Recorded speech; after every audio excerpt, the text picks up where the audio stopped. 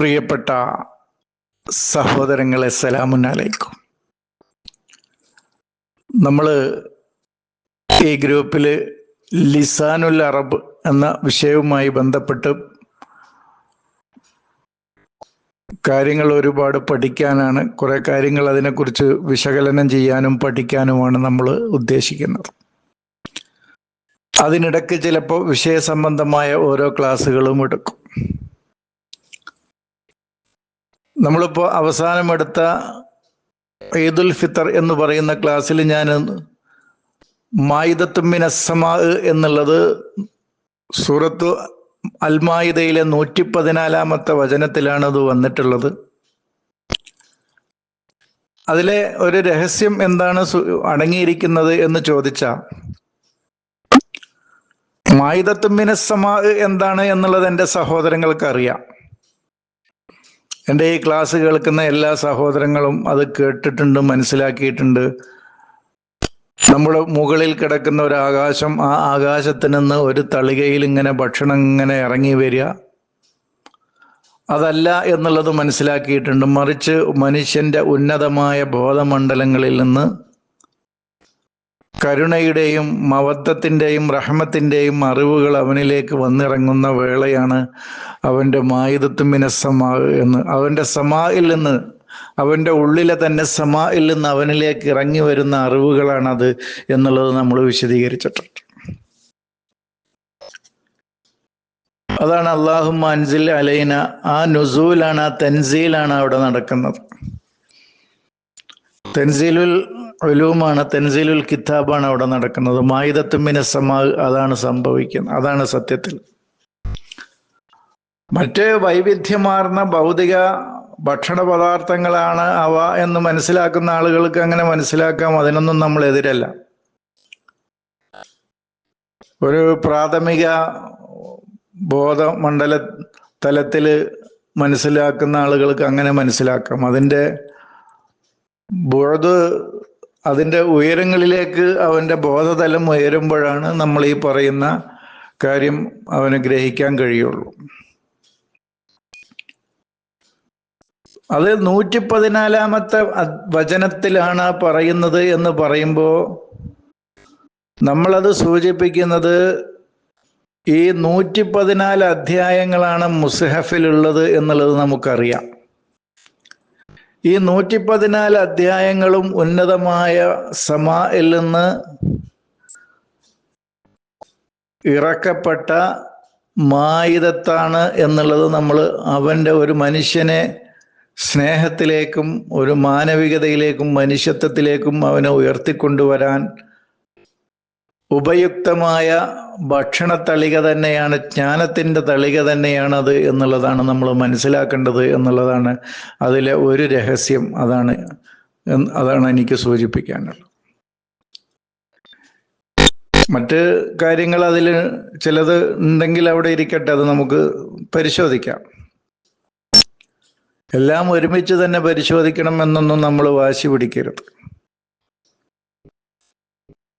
ഇതില് ഇനി നമ്മളതിൻ്റെ അക്ഷരങ്ങൾ നമ്മൾ പറഞ്ഞു. അബ്ജദ്, ഹവ്വസ്, ഹുത്തി, കലമൻ, സാഫസ്, കറഷത്ത്, സഹദ്, ലളിഗ്, ഒയിന് അവസാനം. ഇതാണ് മുസ്ഹഫിൻ്റെ രചനയുടെ അക്ഷരമാലകൾ എന്നുള്ളത് നമ്മൾ വിശദീകരിച്ചിട്ടുണ്ട്.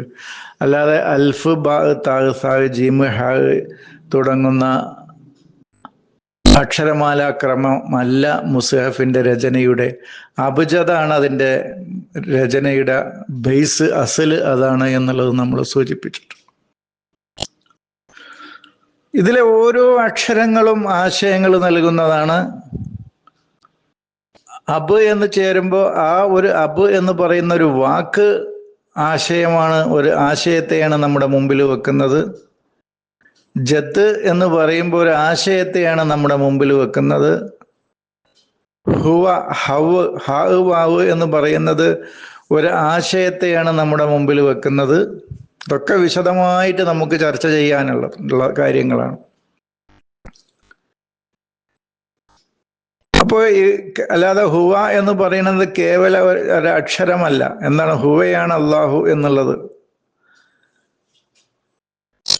ഖുൽ ഹുവല്ലാഹു എന്ന് പറയുന്നുണ്ടല്ലോ, അത് നമുക്ക് വിശദമായി ചർച്ച ചെയ്യേണ്ട ഓരോ വാക്കുകളും. ആദ്യം അക്ഷരങ്ങളിലൂടെ നമുക്ക് കടന്നു പോകാം.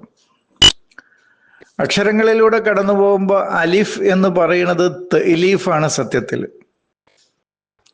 തൈലീഫുൽ കുലൂബാകാം, തൈലീഫുൽ ഉലൂമാകാം, തൈലീഫുൽ കിതാബാകാം എന്നുള്ളത് നമ്മൾ പറഞ്ഞിട്ടുണ്ട്. വിജ്ഞാനങ്ങളുടെ ശേഖരണമാകാം, ശത്രുതയിലും പകയിലും ഒക്കെ കഴിഞ്ഞുകൂടിയിരുന്ന മനുഷ്യ മനസ്സുകളുടെ തൈലീഫുമാകാം. അതാണ് അലിഫ് എന്ന് പറയുന്ന, അതിൽ നിന്ന് ആണ് ഈ അക്ഷരമാലാക്രമം തുടങ്ങുന്നത് തന്നെ എന്നുള്ളത് നമ്മൾ മനസ്സിലാക്കണം. അപ്പൊ തൈലീഫിൽ നിന്നാണ് അലിഫ് എന്നുള്ളത്. അലിഫ് അതാണ് അലിഫ എന്ന് പറയുന്ന ഇണക്കമുള്ള ജീവി, ഇണക്കമുള്ളത്, ഇണങ്ങിച്ചേരുന്നത് എന്നൊക്കെ അർത്ഥമുണ്ട്.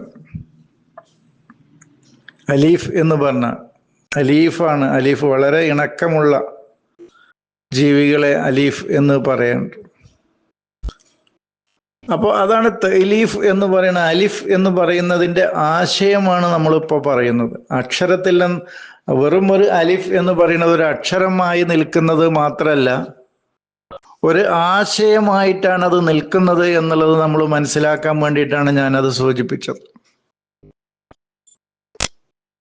അതിൻ്റെ എഴുത്തിന്റെ രീതിയൊക്കെ പിന്നെ വേറെ ഉണ്ട്. അവിടേക്ക് ഇപ്പോൾ നമ്മൾ പോയാൽ ഇത് മുഴുവൻ വിശദീകരിക്കാൻ സാധിക്കില്ല. ഞാൻ ഇന്ന് അക്ഷരങ്ങളുടെ ആശയങ്ങളെ ഒന്ന് മുഴുവനായിട്ടും സൂചിപ്പിക്കാനാണ് ഉദ്ദേശിക്കുന്നത്. അലീഫ് എന്ന് പറയുമ്പോൾ നമ്മൾ ഈ ഒന്നിട്ട പോലെ, ഈ വടി പോലെ, വളയാത്ത വടി പോലെ നിർത്തുന്ന ആ അലിഫ് അല്ല. ശരിക്ക് ഒന്ന് വളഞ്ഞ് രീതിയിലുള്ള എഴുത്താണ്. അതിപ്പോൾ എഴുതി പഠിപ്പിക്കേണ്ട ഒരു ക്ലാസ്സിലാണെങ്കിൽ നമുക്കത് എഴുതി പഠിപ്പിക്കായിരുന്നു. ആ രൂപത്തിലാണ് അതിൻ്റെ രചന, അതിൻ്റെ എഴുത്ത് അങ്ങനെയാണ്, അതിൻ്റെ ഹത്ത്, അതിൻ്റെ എഴുത്തിൻ്റെ രീതി അങ്ങനെയാണ്. അല്ലാതെ ഈ പിന്നെ നമ്മൾ ഒരു കോല് കുത്തിയ പോലെ നിവർന്നു നിൽക്കുന്ന, വളയാത്തൊരു കോലിങ്ങനെ കുത്തിവെച്ച പോലത്തെ അലിഫ് അല്ല സത്യത്തിൽ അറബിയിൽ എഴുതുമ്പോൾ അലിഫ് എഴുതുന്നത്. ഒന്ന് തല ഇങ്ങോട്ട് ഒന്ന് ചരിച്ച്, ഒന്നിങ്ങോട്ട് ഒരു കോണ് ഇങ്ങോട്ട് താഴോട്ട് തൂങ്ങി ഒന്ന് വളഞ്ഞിട്ടാണ് അത് എഴുത്ത് അലിഫ് എന്ന് എഴുതുമ്പോൾ. അതിൻ്റെ കാരണങ്ങളൊക്കെ നമുക്ക് വിശദീകരിക്കേണ്ടതുണ്ട്. പിന്നെ നമുക്ക് അടുത്തത് ബാ എന്നുള്ളതാണ്. അപ്പോൾ അലിഫ് തൈലീഫാണ്, അലിഫിൻ്റെ തൈലീഫാണ്, ബാഇൻ്റെ ബയാനാണ് എന്നുള്ളത് നമ്മൾ മനസ്സിലാക്കണം. അപ്പോൾ ബാ എന്നുള്ള അക്ഷരം മുസ്ഹഫിൽ വരുമ്പോൾ അതൊക്കെ നമ്മൾ മനസ്സിലാക്കേണ്ടത് അതിനെ ബയാനിനെ സൂചിപ്പിക്കാനാണ് അത് വരുന്നത് എന്നുള്ളതാണ്. ഇപ്പൊ നമ്മൾ ലറബ എന്നുള്ള അക്ഷരം പിന്നെ കലിമത്ത് വിശദീകരിച്ചപ്പോൾ, പദം വിശദീകരിച്ചപ്പോൾ അടിക്കലല്ല, കൊല്ലലുമല്ല, വെട്ടലുമല്ല, തല്ലലുമല്ല എന്നുള്ളതൊക്കെ നമ്മൾ വിശദീകരിച്ചു. കാരണം അത് വിശദീകരിക്കാൻ നമുക്കുള്ള തെളിവ് എന്താന്ന് പറഞ്ഞാൽ ലാ എന്താണ്, റാ എന്താണ്, ബ എന്താണ് എന്നുള്ളത് അക്ഷരമാണ്. ഈ അക്ഷരങ്ങളുടെ ആശയത്തെയാണ് നമ്മൾ അവിടെ സൂചിപ്പിച്ചത്. ആ ആശയം മുസ്ഹഫിൽ എല്ലാ സ്ഥലങ്ങളിലും ലറബ വന്ന സ്ഥലങ്ങളിലൊക്കെ അത് വെച്ചപ്പോൾ ഒരു പ്രശ്നമില്ല. അവിടെ വെട്ടലില്ല, തല്ലലില്ല, കൊല്ലലില്ല, ഒന്നുമില്ല.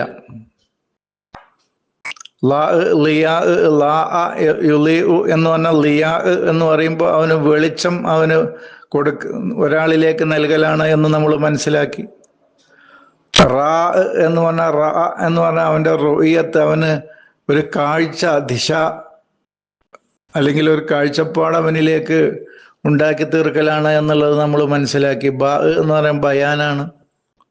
അപ്പോൾ വളരിബു ലഹും മസലൻ അസ്ഹാബുൽ ഖറിയത്തി എന്ന് പറയുമ്പോൾ നമുക്ക് മനസ്സിലായി. വളരിബു ഫൗക്കൽ അയനാക്ക് എന്ന് പറയുമ്പോൾ നമുക്ക് മനസ്സിലായി പിരടിക്ക് മുകളിൽ വെട്ടുക എന്നല്ല. അവൻ്റെ അനക്ക, എഴുത്തനക്ക, എഴുത്തിനാക്കുൽ ഇസ്ലാം, അവൻ എന്താണോ, ഏതൊരു ആശയത്തെയാണോ ഇപ്പോൾ അവൻ ആശ്ലേഷിക്കുകയും സ്വീകരിക്കുകയും ഉൾക്കൊള്ളുകയും ചെയ്തിട്ടുള്ളത്, അതാണ് അവൻ്റെ അനക്ക, എനുക്ക് എന്ന് പറയുന്നത്. അല്ലാതെ ബാഹ്യമായ പിരടിയല്ല എന്ന് നമ്മൾ മനസ്സിലാക്കി. അതാണ് അവരുടെ എനുക്കുകളിൽ ചങ്ങലകളുണ്ട് എന്ന് പറഞ്ഞാൽ എന്ന് നമ്മൾ മനസ്സിലാക്കി. അല്ലാതെ ഈ ബാഹ്യമായ ശാരീരികമായ ശരീരത്തിൻ്റെ പിരടി, ശാരീരികമായ ഒരു പിരടി അല്ല എന്നുള്ളത് നമ്മളവിടെ തിരിച്ചറിഞ്ഞു.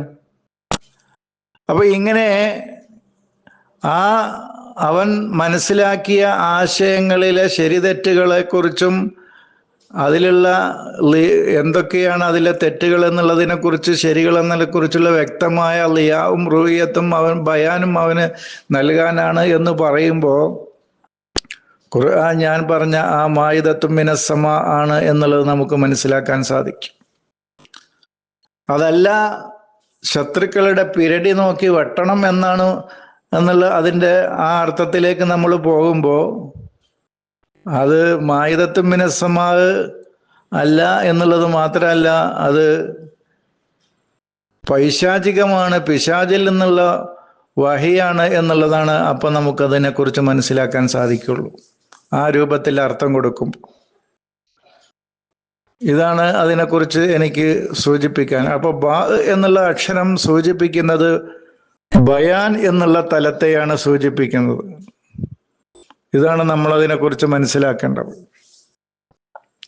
അപ്പോൾ നീ അബ് എന്ന് പറയുമ്പോൾ അബ് നമ്മൾ വിശദീകരിച്ചു, ഒരു ക്ലാസ്സിൽ വിശദീകരിച്ചു. എന്താണ് ആബ എന്ന് പറഞ്ഞാൽ എന്താണ്? നാം ഏതൊരു ആശയത്തിലേക്കാണോ നമ്മൾ മടങ്ങുന്നത്, റജ എന്നാണ് ആബ എന്ന് പറഞ്ഞാൽ അതിൻ്റെ അർത്ഥം. ഏതൊന്നിലേക്കാണോ നമ്മൾ റുജൂ മടങ്ങുന്നത്, അത് അന്ധവിശ്വാസങ്ങളിലേക്കും അനാചാരങ്ങളിലേക്കും ആവുമ്പോൾ ആസറാണ്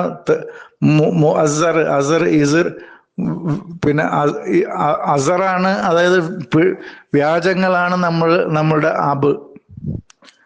നേരെ മറിച്ച് യാഥാർത്ഥ്യങ്ങൾ അന്വേഷിക്കുകയും നമ്മൾ അകപ്പെട്ട എല്ലാ ശിർക്കിൽ നിന്ന് മോചനം നേടുകയും ചെയ്യുന്ന ഒരാശയത്തിലേക്കാണ് നമ്മൾ മടങ്ങുന്നതെങ്കിൽ അപ്പോൾ നമ്മുടെ അബ് ഇബ്രാഹിമാണ് എന്നുള്ളതാണ് അതിൻ്റെ വ്യത്യാസം. ഇത് രണ്ടും നമ്മുടെ ഉള്ളിലാണ് പ്രവർത്തിക്കുന്നത് എന്ന് നമ്മൾ മനസ്സിലാക്കുക. ഇബ്രാഹിം പ്രവർത്തിക്കുന്നതും ആസർ പ്രവർത്തിക്കുന്നതും ആസറിൻ്റെ വിഗ്രഹങ്ങൾ നമ്മുടെ ഉള്ളിൽ പണിയുന്നതും ഒക്കെ നമ്മുടെ ഉള്ളിലാണ് എന്നുള്ളത് നമ്മൾ തിരിച്ചറിഞ്ഞു കഴിഞ്ഞാൽ ഇതിലേത് വേണമെന്ന് നമ്മൾ തീരുമാനിക്കാനും, അസറ എന്ന് പറയുന്ന നമുക്ക് ആ വാക്കിൻ്റെ അർത്ഥം എല്ലാവർക്കും അറിയാലോ. ആ വ്യാജങ്ങളായ ദൈവങ്ങൾ എന്ന് പറയുമ്പോൾ നമ്മുടെ അറിവുകളാണത്. ആ അറിവുകളെ ഒഴിവാക്കി യാഥാർത്ഥ്യങ്ങളെ, ഷിർക്കിൽ നിന്ന്, എല്ലാവിധ തെറ്റായ അറിവുകളിൽ നിന്നും നമ്മൾ മോചനം നേടുന്നതിന് വേണ്ടി ആശ്രയിക്കുമ്പോൾ, അതിലേക്ക് നമ്മൾ മടങ്ങിപ്പോകുമ്പോൾ, അപ്പോൾ നമ്മുടെ അബ് ഇബ്രാഹിമാണ് എന്നുള്ളത്. അതാണ് ആബ എന്ന് പറയുന്നത് റജ എന്നുള്ള അർത്ഥത്തിനാണ് എന്നുള്ളത് നമ്മൾ മനസ്സിലാക്കാം. മടങ്ങുക എന്നുള്ള അർത്ഥത്തിനാണത്. ഇങ്ങനെ ഓരോന്നും കൃത്യമായി നമ്മൾ പഠിച്ചു പോയിക്കൊണ്ടേയിരിക്കണം. അപ്പോൾ അക്ഷരങ്ങളുടെ ഒരു വിശകലനമാണ് ഇപ്പൊ നമ്മൾ നടത്തിക്കൊണ്ടിരിക്കുന്നത്. ഇനി ജദ് എന്ന് പറയുമ്പോൾ ജ എന്ന് പറയുമ്പോൾ അക്ഷരം മാത്രമായിട്ട് എടുക്കുമ്പോൾ നമ്മളത് തജല്ലിയെയാണ് സൂചിപ്പിക്കുന്നത്, വെളിപ്പെടുക എന്നുള്ളതാണ് ജ എന്നുള്ള അക്ഷരം സൂചിപ്പിക്കുന്നത്. ജീം ഒരാളുടെ തജല്ലി, കാര്യങ്ങൾ തജല്ലി ആവുമ്പോഴാണ്, വെളിപ്പെടുമ്പോഴാണ്. ഇഞ്ചല എന്ന് പറയുമ്പോൾ നമുക്കറിയാലോ, ഇഞ്ചിയിൽ എന്നുള്ളത് നമുക്കറിയാം. അപ്പോ തജല്ലിയെയാണ് ജീം സൂചിപ്പിക്കുന്നത്. ദാല് നമുക്കറിയാം, ദാലി എന്ന് പറയുമ്പോൾ തന്നെ നമുക്ക് അതിനെക്കുറിച്ച് വ്യക്തമായി അറിയാം. ദാലി എന്ന് പറയുമ്പോൾ അറിയിക്കാൻ, ദലാലത്താണ് സത്യത്തിൽ. അത് ദാലി എന്ന് പറയുന്നത് ദലാലത്തിനെയാണ് സൂചിപ്പിക്കുന്നത്. ദലാലത്ത് എന്ന് പറഞ്ഞ അറബി വാക്കാണ്. നമുക്ക് ഓരോരോ തെളിവുകൾ, വ്യക്തമായ തെളിവുകൾ നമുക്ക് നൽകുന്നതാണ് ദാല് എന്ന്. അപ്പോൾ മുസ്ഹഫിൽ ഈ അക്ഷരം ഒരു കലിമത്തിൽ കാണുമ്പോൾ ദലാലത്തിനെയാണ് സൂചിപ്പിക്കുന്നത് എന്നുള്ളത് നമ്മൾ മനസ്സിലാക്കണം. ഞാനിങ്ങനെ പറഞ്ഞപ്പോ ഒരിക്കൽ റജീം എന്ന് പറയുന്നത് മൂന്നും നല്ല അക്ഷരങ്ങളല്ലേ എന്നിട്ടും എന്തുകൊണ്ട് ശൈത്താൻ റജീമായി എന്നുള്ളത്, അത്തരം ചോദ്യങ്ങളാണ് നമുക്ക് വരേണ്ടത്. അപ്പോൾ ആഴത്തിൽ ആ കാര്യങ്ങളെക്കുറിച്ച് ആ വ്യക്തി മനസ്സിലാക്കിയിരിക്കുന്നു എന്നാണ് എനിക്ക് ബോധ്യപ്പെട്ടത്. അപ്പോൾ അത്തരം ചോദ്യങ്ങൾ വരുമ്പോഴാണ് നമുക്ക് വ്യക്തമായി അതിനെക്കുറിച്ച് മനസ്സിലാക്കാൻ കഴിയുക. അവിടെ റജമ എന്ന് മാത്രമല്ല, റജീം എന്നുള്ളത് കാലഘട്ടം ഒരുപാട് നീണ്ടു പോകുന്നതിനെയാണ്, ആ യാ ആണ് അവിടുത്തെ പ്രശ്നം. അത് പിന്നെ നമുക്ക് ആ സന്ദർഭത്തിൽ വിശദീകരിക്കാം. അപ്പോൾ ഒരു സൂചന നൽകിയെങ്കിൽ ഇത്തരം അന്വേഷണങ്ങളും ചിന്തകളും വേണം എന്ന് മാത്രമാണ് അതിലൂടെ ഞാൻ സൂചിപ്പിക്കുന്നത്. ഒരാള് റജമ തർജുമ എന്ന് പറയുമ്പോൾ, ഒരാൾ തർജുമ ചെയ്യുക എന്ന് പറയുമ്പോൾ അതിൻ്റെ വിശദമായ വിശകലനം നടത്തി തന്നെയാണ് ചെയ്യുന്നത് എന്ന് മനസ്സിലാക്കുക. ഞാനിപ്പോൾ അത് അത്രയും പറഞ്ഞതിൽ നിന്ന് ബുദ്ധിയുള്ള ആളുകൾക്ക് അത് മനസ്സിലായിട്ടുണ്ടാവും. പക്ഷേ ഈ റജീമിലെ പ്രശ്നം യാ അവിടെ നിൽക്കുന്നു എന്നുള്ള, ഈ സത്യത്തിൻ്റെ റുയത്തിലേക്ക് അവന് എത്തിപ്പെടാൻ കാലങ്ങൾ എടുക്കുന്നു എന്നുള്ളതാണ് അവിടുത്തെ പ്രശ്നം. ഇപ്പം അവിടേക്ക് എത്തിയിട്ടില്ല, അതാണ് പ്രശ്നം. അല്ലാതെ എറിഞ്ഞോടിക്കപ്പെട്ട എന്നുള്ളതൊന്നുമല്ല അതിൻ്റെ അർത്ഥം. അങ്ങനെ ആവുമ്പോഴാണ് ഈ അക്ഷരങ്ങളൊക്കെ പോസിറ്റീവായ അക്ഷരങ്ങൾ വന്നിട്ടും എന്തുകൊണ്ട് അത് ആശയം നെഗറ്റീവ് ആവുന്നു എന്നുള്ള ചോദ്യങ്ങൾ വരുന്നത്. അതുകൊണ്ടാണ് നമ്മൾ ആട്ടി ഓടിക്കപ്പെട്ട എന്നുള്ള അർത്ഥത്തിൽ നിന്നാണ് ആ ചോദ്യം വന്നത്. നേരെ മറിച്ച് റജമ, എർജുമു, തർജുമ എന്നുള്ള ആ തലത്തിലേക്ക് വരുമ്പോൾ ആ പ്രശ്നം വരില്ല. ഏതായാലും ഞാനൊന്ന് സൂചിപ്പിച്ചു എന്ന് മാത്രമേ ഉള്ളൂ. അപ്പോൾ ദാലി എന്നുള്ളത് ദല്ലാളി എന്നൊക്കെ നമ്മൾ മലയാളത്തിൽ ദല്ലാൾ എന്ന് പറയും. ദല്ലാൾ എന്ന് പറഞ്ഞാൽ അതൊക്കെ അറബിയിൽ നിന്ന് വന്ന വാക്കാണ്. ദലീലുകൾ ദാല്, അതാണ് ദലീല് വേണമെന്ന് പറഞ്ഞു. എന്തിനും ദലീല് വേണമെന്ന് പറയും, തെളിവ് വേണം. ദലീലില്ലാതെ ഒന്നും വിശ്വസിക്കാൻ പറ്റൂല എന്ന് പറയലുണ്ട് സാധാരണ നമ്മുടെ മഹാന്മാരായ പണ്ഡിതന്മാർ. അതിൻ്റെ ദലീൽ എന്താണെന്ന് ചോദിക്കും. അതാണ് ദാല് എന്ന് പറയുന്നത്. അതാണ്, അതിന് ദലീല് വേണം, തെളിവ് വേണം. അതുപോലെ തന്നെ അടുത്ത അബുജദ് ഹ എന്നുള്ളതാണ്. ഹ ഒരു മനുഷ്യന്റെ തീഹിനെയാണ് സൂചിപ്പിക്കുന്നത്. അവന് തീഹിലാവുമ്പോ, തീഹ് എന്ന് പറയുന്നത് യത്തീഹൂന എന്ന് പറയണല്ലോ, യത്തീഹൂന ഫിൽ അർളി എന്ന് പറയുന്നത്. ഈ ഹാ സത്യത്തില് പൂർണ്ണമായ ഒന്നിലേക്ക് എത്താതെ അലയുന്ന ഒരവസ്ഥയാണ്. ജ്ഞാനത്തിൻ്റെ പൂർണ്ണതയിലേക്ക് നമ്മൾ എത്താത്ത ഒരവസ്ഥയാണ് ഹ എന്നുള്ളത് ഒറ്റക്ക് നിൽക്കുമ്പോൾ. ഹുവ എന്ന് പറയുമ്പോൾ അത് മാറി. ഈ ഹ എന്ന് ഹ എന്ന അക്ഷരം ഒറ്റക്ക് നിൽക്കുമ്പോൾ അത് ഒരു മനുഷ്യൻ തീഹ് മരുഭൂമി എന്നാണ് നമ്മൾ എല്ലാവരും മനസ്സിലാക്കിയിരിക്കുന്നത്. സത്യത്തിൽ അത് വിജ്ഞാനത്തിൻ്റെ ഒരു മരുഭൂമി തന്നെയാണ് സത്യത്തിൽ. അത് യതീഹൂന ഫിൽ അർളി എന്ന് പറഞ്ഞാൽ ഒരു ഭൂമിയിലൂടെ ഇങ്ങനെ അലയായിരുന്നു. തീഹ് ഭൂമിയിലൂടെ അലയായിരുന്നു എന്നല്ല. നിങ്ങൾ തീഹ് മരുഭൂമിയിലൂടെ അലഞ്ഞുകൊള്ളൂ എന്നല്ല. സത്യത്തിൽ വൈജ്ഞാനിക രംഗത്തുള്ള ഒരു മരുഭൂമി തന്നെയാണ് അവന്. ഇതുവരെയും അവിടെ ജലം കണ്ടെത്താൻ അവന് കഴിഞ്ഞിട്ടില്ല, അവിടുത്തെ പച്ചപ്പ് കണ്ടെത്താൻ കഴിഞ്ഞിട്ടില്ല വിജ്ഞാനത്തിൻ്റെ. ആ മരുഭൂമിയിലൂടെയുള്ള അവൻ്റെ മനസ്സിൻ്റെ അലയൽ തന്നെയാണ് സത്യത്തിൽ അത്. അവൻ്റെ ശരീരമല്ല അലയുന്നത്, അവൻ്റെ മനസ്സാണ് തീഹ് ഹൈറാനിയത്ത് ഹൂലൂടെ പോയിക്കൊണ്ടിരിക്കുന്നത് എന്നർത്ഥം. ഇനി അത് വാവിലേക്കും കൂടി എത്തുമ്പോഴാണ് ഹുവയാകുന്നത്. അതായത് അത് മേറാജും ഇർത്തിക്കാവും കൂടി നടക്കുമ്പോഴാണ് അത് ഉയരങ്ങളിലേക്ക്. മേറാജ് എന്ന് പറഞ്ഞാൽ ഉറൂജ്, അറിയാലോ, ഉറൂജ് വൈജ്ഞാനികമായ ഉയർച്ച യെയും ഇർത്തിക്കാവ് പുരോഗതിയെയും സൂചിപ്പിക്കുന്നതാണ് വാവ് എന്നുള്ളത്.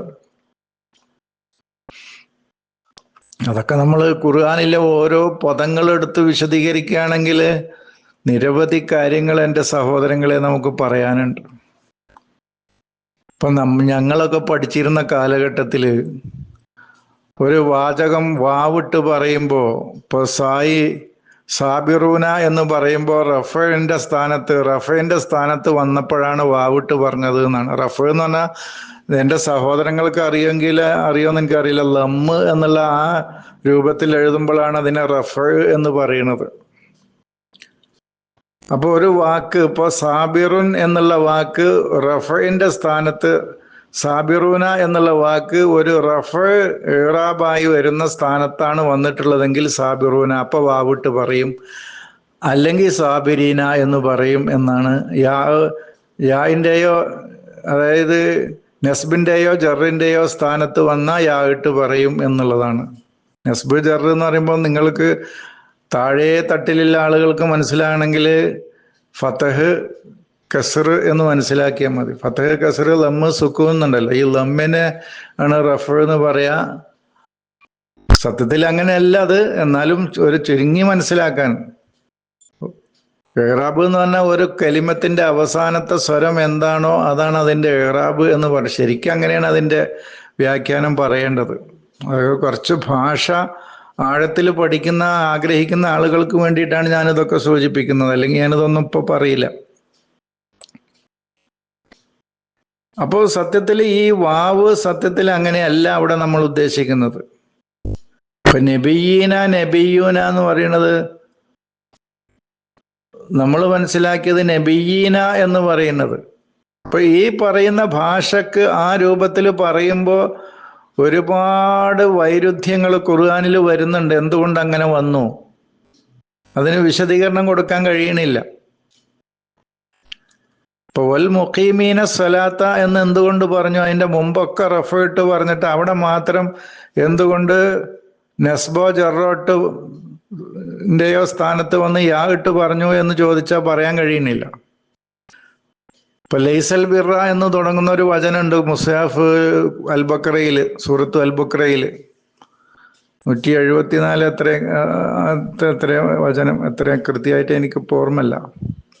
ലൈസൽ ബിറ അൻ തുവല്ലു വുജൂഹക്കും. അതിൽ വൽ മൂഫൂന ബി അഹദിഹിം ഇദാ ആഹദു വസ്വാബിരീന എന്ന് പറയുന്നുണ്ട്.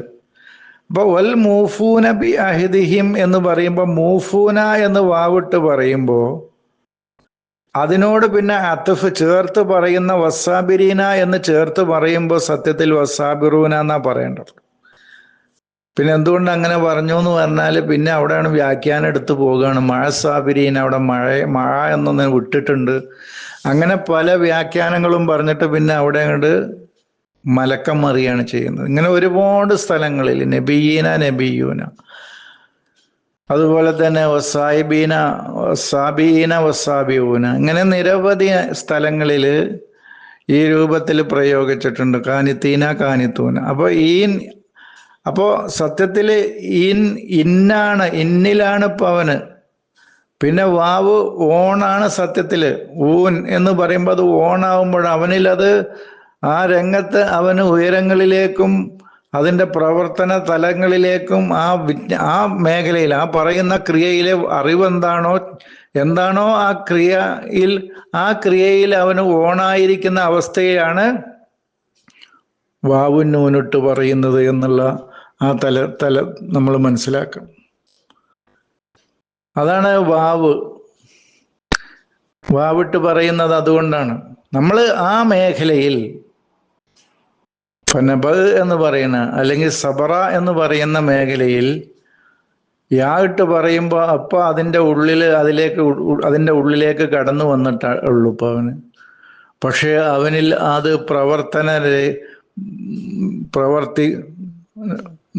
പ്രവർത്തനക്ഷമമാവുകയും അതിൻ്റെ ഉയരങ്ങളിലേക്ക് അവന് കടന്നു വരികയും ചെയ്യുന്ന വേളയിലാണത് വാവും നൂനിട്ടിട്ട് ഓണാകുന്നത്. ഓൺ എന്നുള്ളത് നമ്മൾ മനസ്സിലാക്കണം എന്നാണ് എനിക്ക് സൂചിപ്പിക്കാനുള്ളത്. ഞാൻ ഇപ്പൊ തൽക്കാലം ഞാനിത് മുഴുവൻ അക്ഷരങ്ങളും പറഞ്ഞു പോകണമെന്നാണ് വിചാരിച്ചത്. പക്ഷെ വിശദീകരിച്ചപ്പോൾ അങ്ങനെ കൂടിപ്പോയി. ഇതിൻ്റെ ബാക്കി ഭാഗങ്ങൾ പിന്നീട് വിശദീകരിക്കാമെന്ന് പറഞ്ഞുകൊണ്ട് അവസാനിപ്പിക്കുന്നു. സലാം.